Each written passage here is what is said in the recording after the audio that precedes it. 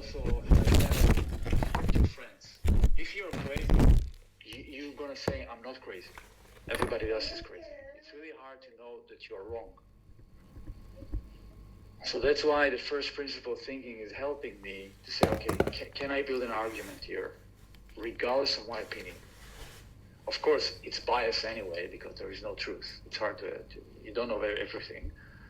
But I've seen that the category building, using the right language, the right story, and this whole process is repeating pattern in those companies.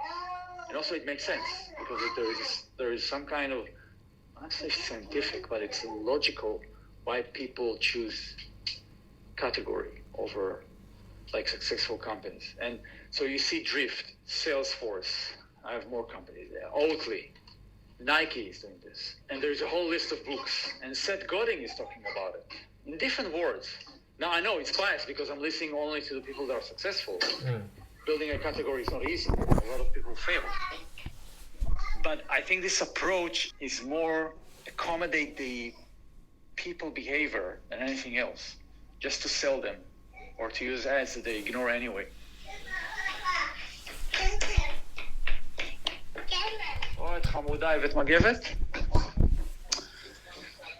So the reason I'm spending so much time with you about is not to convince you, is to tell my point of view and where I'm coming from, so we can have a shared understanding of each other and the logic behind this architecture. And by the way, it's not about Web3. It's about what people will be drawn into. It's not about Web3. And I told you, like, I don't know if you're going to use this. Because I don't understand it. But I understand the reasons behind this, why it's taking off. People are seeking for belonging, for ownership, to be part of something exciting, to have entertainment. And if you read Packy, you understand what I'm saying.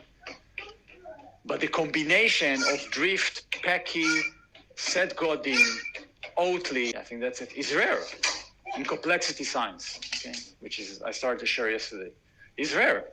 So how do you, I think this is what makes it so powerful. It's a combination of different perspectives. They tell you the same thing in the end.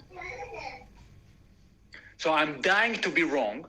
It's not about being right, but I don't see the counter argument say this is not going to work because here is the argument. It's not about you're wasting time. Okay, how do you know something's going to be successful? Anyway, you don't know. So you're always risking. You're always uncertainty in this stage.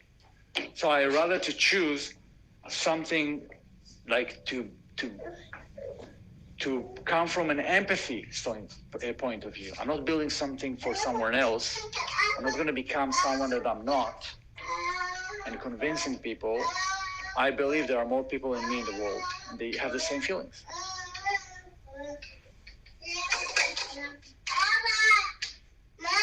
מה פוצו?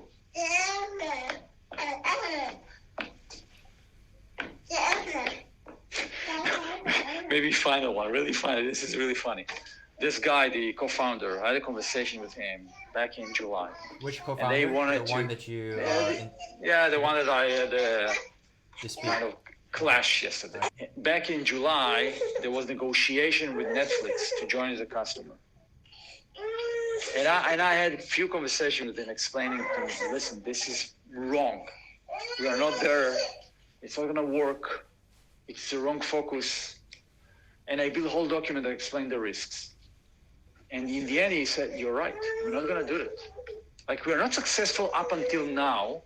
Why by copy-paste what we did and working with Netflix going to work? Right?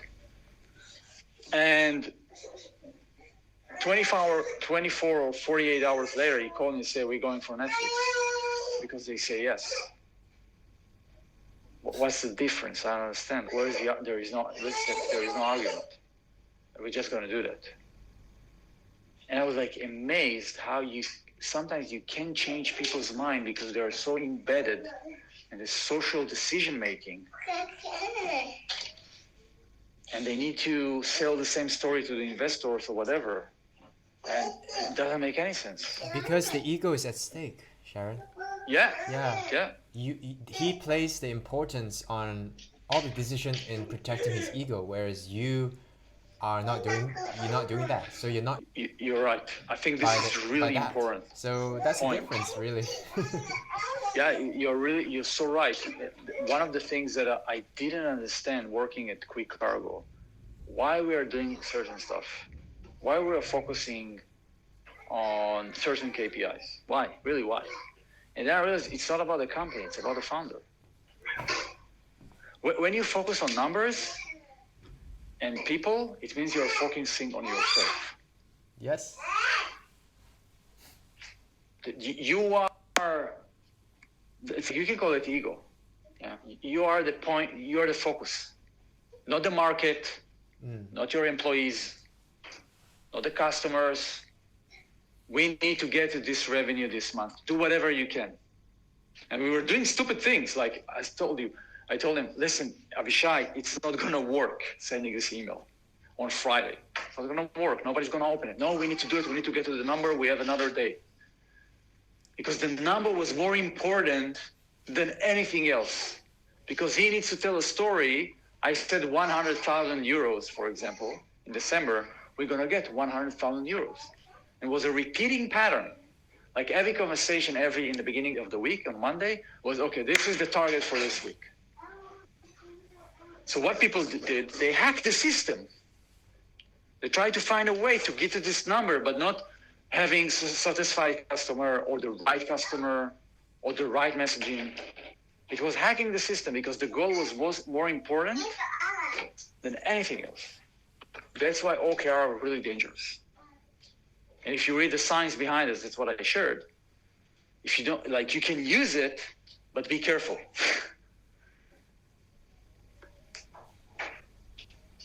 Be really careful, because it's a weapon. And then you see stress, and then you see toxic culture, because we are around a number or a promise, or that we don't know how to get there. It's not systematic yet. So it's not only execution, we need to figure out, we need to learn. So there is no learning, there is no feedback loop.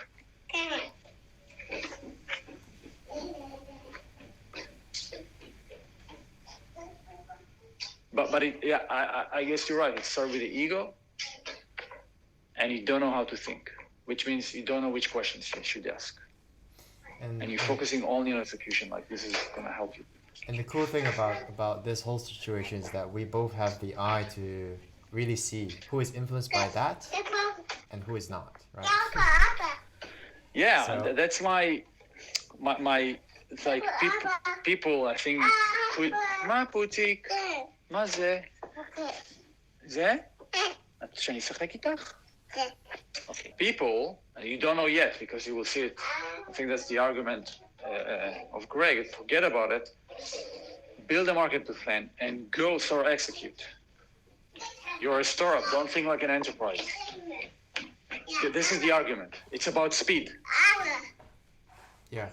And by the way, this is Silicon Valley. I don't believe in it because it's killing people. It's making them sick. It's ruining your family time, your relationship, your health, because it's all about speed. And by the way, there's also the mindset of drift. It's killing people. Just to be successful. I'm saying let's do the opposite. Who we are, we want to have fun, we let borrow passion. We have some money, so it's good, but we need to be careful not to kill our runway. So what can we do that is really authentic? It's part of who we are, where we can meet people and spark interest. Now, if you're Silicon Valley, say, you're fucking stupid. You're inventing the wheel, you think like fun is in business.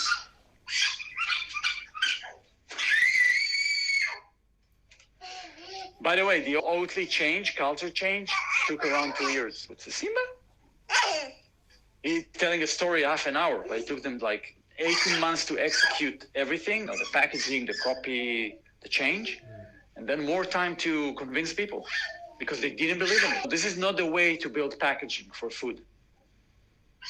Who cares about storytelling? Who cares about you selling your bike? It was like an argument. He said in one of the packages, I'm selling my National Geographic collection between 94 and I don't know, something like that. And he was doing something very unscalable, he's answering emails from people, angry and happy, and delivering emails all over the world. And you're saying, what the fuck are you doing? This is not marketing. You need to spend it on ads, on Google. And he was selling his own collection of National Geographic. But this is how you build a tribe. So decide who you are. Are you Alpro? It's all about sales and KPIs and selling and controlling the market. Or you're trying to build a movement, a tribe, connect people through stories.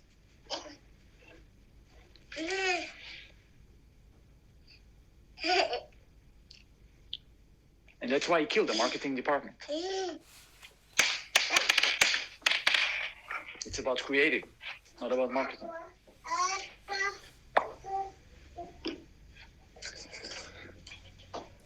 I have an idea about.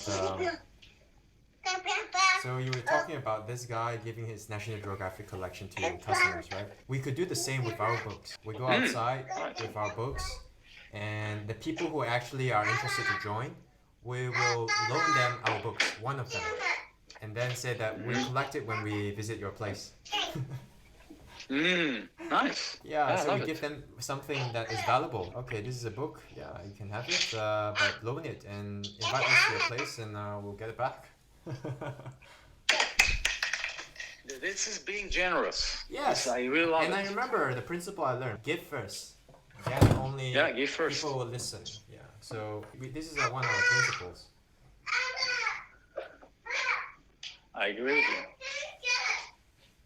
you. Drift were sharing books on the podcast if you were doing something like sharing a tweet. So they were like giving hundreds of books during the show to people. I think they were talking about it, not about them, about marketing, sales, business, strategy. Yeah, you give first. This is how you start a community. You first compromise something. You put yourself out there. Yes, you start a conversation.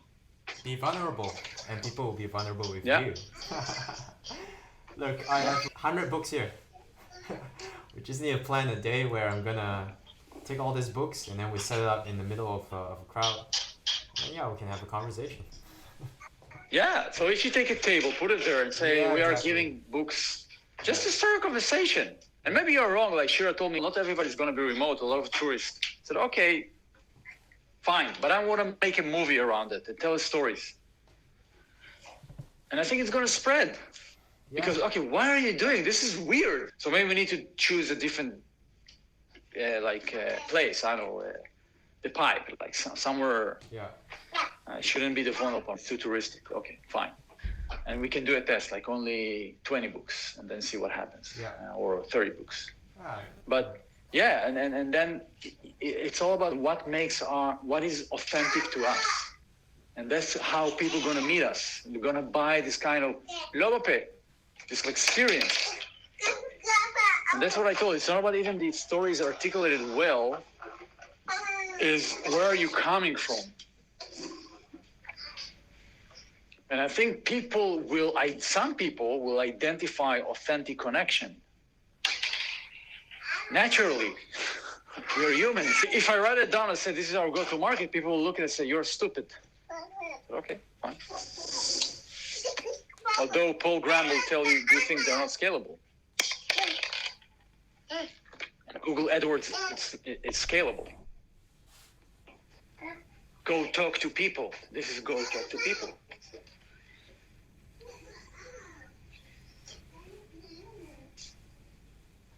I think the MVP perspective is right in terms of like don't invest too much in the product. It should lo putzi lo. Like what is the minimal lovable product? What can deliver the experience that we need? Fine, I'm with it. It's another discussion though.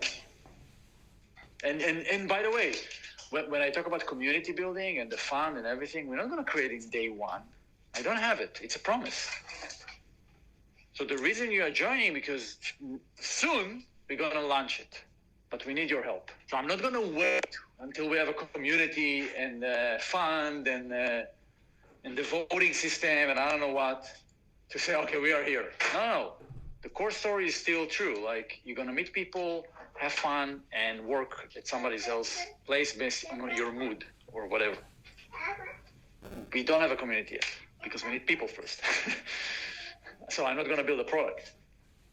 But I'm going to have a place like, this is our vision. That's where we're taking it.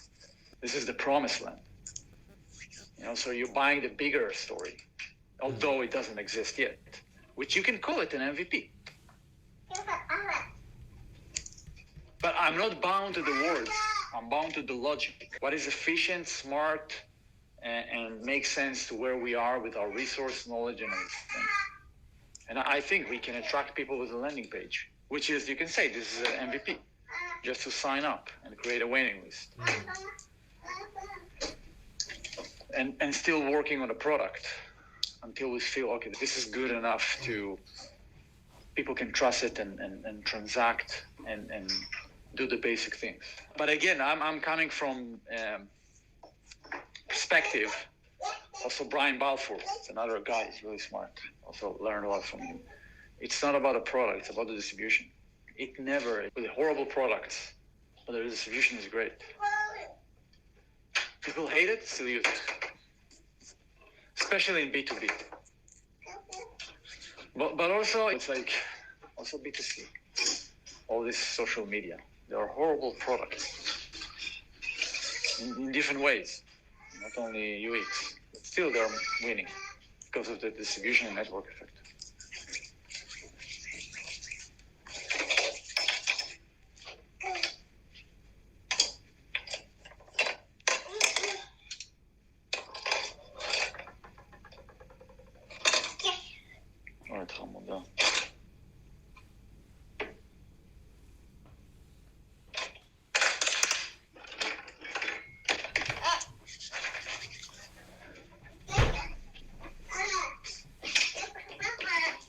הבאתי לי לשתות? טעים מאוד. טעים. רוצה גם? את יכולה להכין לי שוקו? תכיני לי תה לאבא. תעשי תה. She's making me food. Like with her toys. It's funny, she doesn't speak yet, but she understands everything. So it's all gibberish. Only Abba, which is father in Hebrew. Abba יושב פה? It's an amazing conversation because it's I can understand the intention. Because with her hand, sit here. Okay, yeah? Okay. Where are you now? The story. In a Google Doc, right? I've written something. Great. I will I've yet review to it. finish.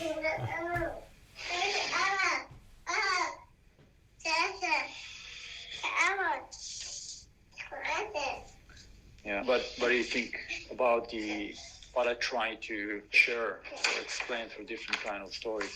I told you. It doesn't change my mind. It's still the same. Right? I believe in you. So whatever you put in there is going to reinforce it further. That's it. I think we're heading the right. We're taking the right approach. It's a more humane approach, more basic and simple. It's fundamental. I can see the logic. Also, yeah, I think that's also. Yeah, put. Telephone? Hello, מי זה? סבתא? Hello, סבתא. אתה רוצה את אלה? אלה זה סבתא. Hello. My intention is to create a team, a community, an audience for long term. Because I told you, maybe we are wrong. Could be that, we just doing something wrong in our approach. We're too early. I don't know what.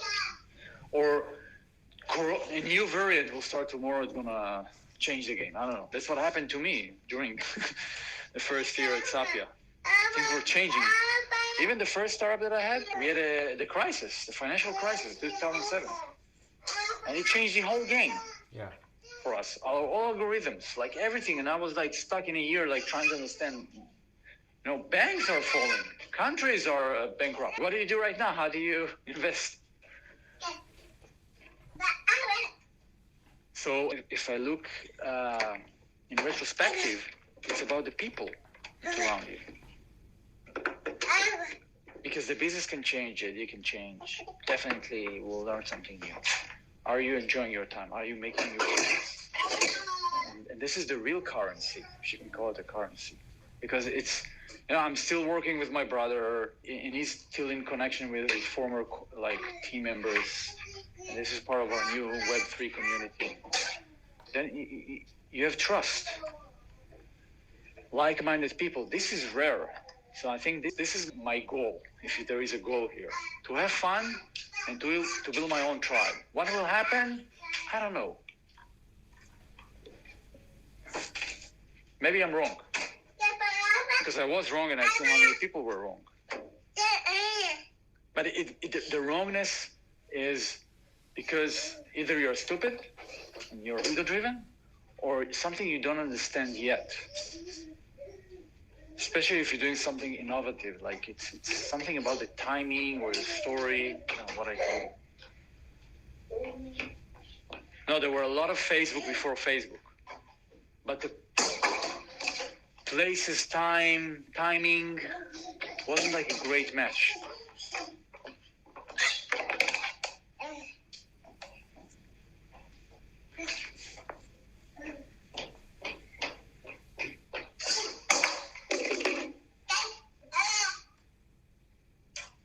Yeah, 2 days ago, I had a conversation with a founder from Growth Mentor. He wants to build some kind of a marketplace. An Indian guy, really interesting one. And he told me he's not going to raise money this time. This is the second time building something. Because it sounds like logical to find VCs. But he said, this is the last time it was killing me. I didn't focus on the business and the customers, only on raising money. And he's so damn... I also have been there and I see what it requires. You need to play the game. It's a very dirty one. People don't care. Just need money. Very transactional. So also part of my intention, can we find a better way? Or if we will go to VC, we'll do it differently. Because it's very tedious. It's like this is what Avishai was doing. I was like a year there, and after I left and before, it was all about fun. Always. It wasn't in the office. I don't want to be like that. You're disconnecting from the...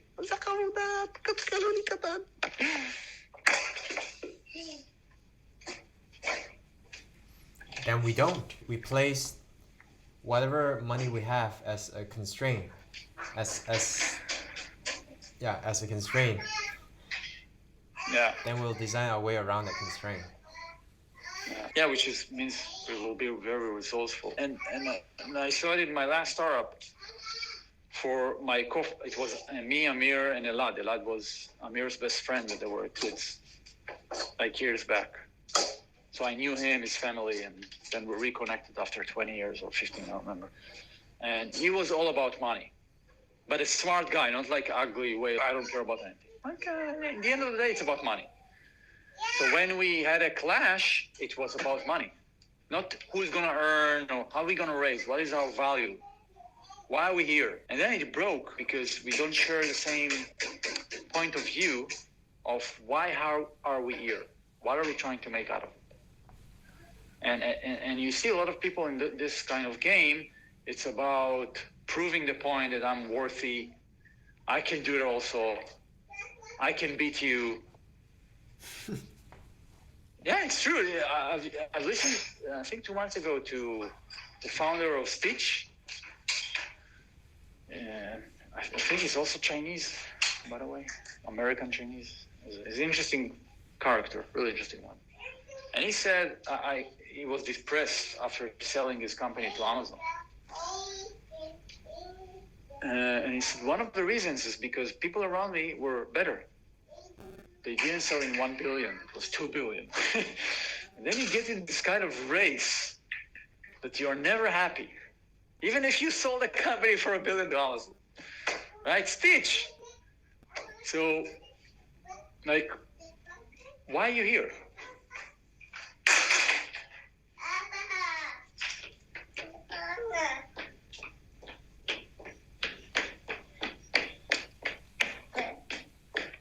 I know you have the answer. I know what is the answer. I'm just saying it because it really differs the people around us, what will be their motivation.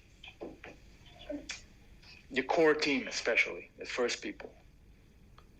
You know, are you going to build the PayPal mafia?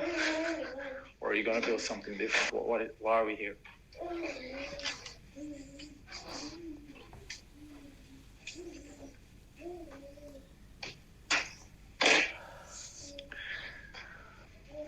Well, maybe last story that really touches me today when I read it. In Israel, I don't know if you heard about this company called NSO. No. They're helping dictators and some governments to spy on people via installing some kind of a rootkit in their phone. So basically it's like, spying, it's the best word. And then they help dictators to kill whatever, resistance, right? In Africa or whatever. But a few weeks ago, the US government realized someone was using this software against US. So they banned the company, basically against US citizens and government officials. It's a US-based company, Israeli-based company for intelligence, but spying on people using their phone. And then today, there was a news outbreak that it's been used in the last few years inside Israel for political gain. And when I read it, it's like, we are living in such a fucked up world. The only way to overcome it is to connect. Because you cannot trust, like, it's insane. Your government is spying on you because you believe in your political view. And it's in Israel. And we know it's happened with, under Snowden in US, so everybody's doing it. I think even here could be.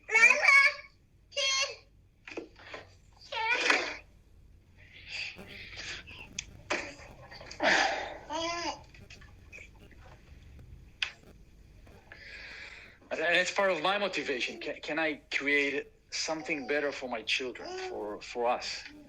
A future that we trust each other, that we are connected, that we share our passions, our gifts.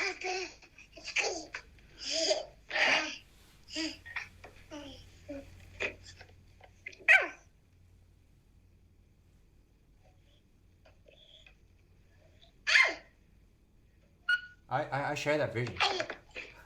Yeah, I know. That's why I'm like sharing it with you, because I think it's important to say that out loud.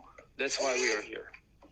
Even if we'll not like say it to investors or like for us, it's not gonna be on the landing page. It's a bigger game that I really hope it will. But then you need to choose the tactics. You need to choose the right tools to understand the behavior. Because you can fall into I truly believe that Mark Zuckerberg, evil guy, just following the wrong methods.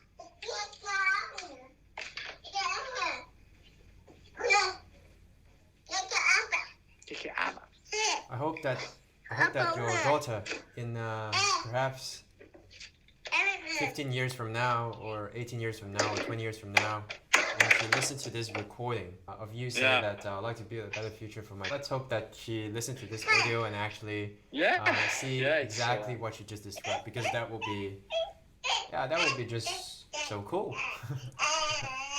Yeah, I agree. She doesn't understand anything, but maybe she does. Yeah, I think she does. Anyways, right? They feel the energy. Yeah, she's part of the core team.